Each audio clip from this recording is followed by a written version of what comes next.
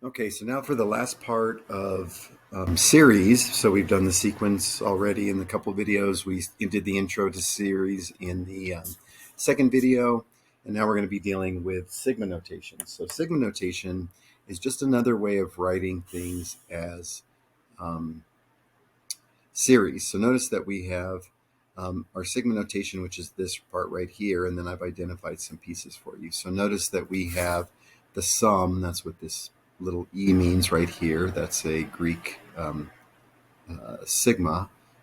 And so we have 12, k equals 5, which is our starting point. 12 is our ending point. So that means we're doing the summation from 5 to 12. What that really technically means is k is going to be 5, then k is going to be 6, then k is going to be 7, all the way up to where k is equal to 12. Now we have our value here 3, which is our A1 value. Our -2 is our R value. This should look similar to the AN equals A1R to the N minus 1 value. And so that's what this equation is really coming from. And then, so we can identify pieces. So A1 is equal to 3, as I already mentioned. R is equal to -2. And then our N value is all the numbers that we have to add up. So it'd be 5, 6, 7, 8, 9, 10, 11, 12.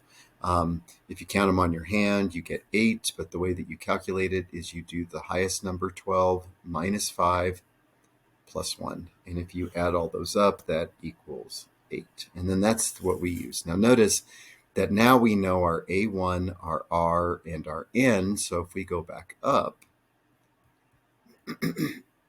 we know our A1, our R, and our N. So we're going to use this equation. Sn equals A1 minus A1R to the N all over 1 minus R. So that's the equation that we want to use. So we're going to use Sn equals A1 minus A1. I think it was R to the N, maybe.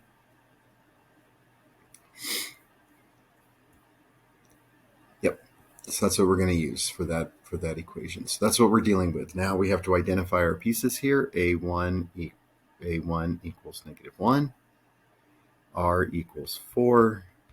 And N equals 9 minus 1 plus 1. So we subtract those two numbers and add 1.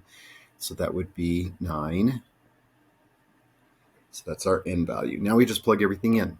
So we're trying to figure out what the summation is. So Sn equals A1, -1, minus a -1 times 4 to the 9th power, all over 1 minus R. And if I plug all those into a calculator or figure all these out, we have -1 plus, because of that particular number there, 262, 144, all over -3. And if I add those up and divide as a last number, I get 87,381. So there's my summation. So what that means is when we're looking at a summation, in this particular case, we're saying, especially when it runs from 1 to 9, that's really what we're doing, k equals 1 to 9, then we're really saying, okay, add up these A1 plus A2 plus A3, continue all the way up to A9. So it's the sum of all these values here, and that's what that number represents right there. And that's it. That's the end of Module 7, Section 4, and the end of Module 7 entirely.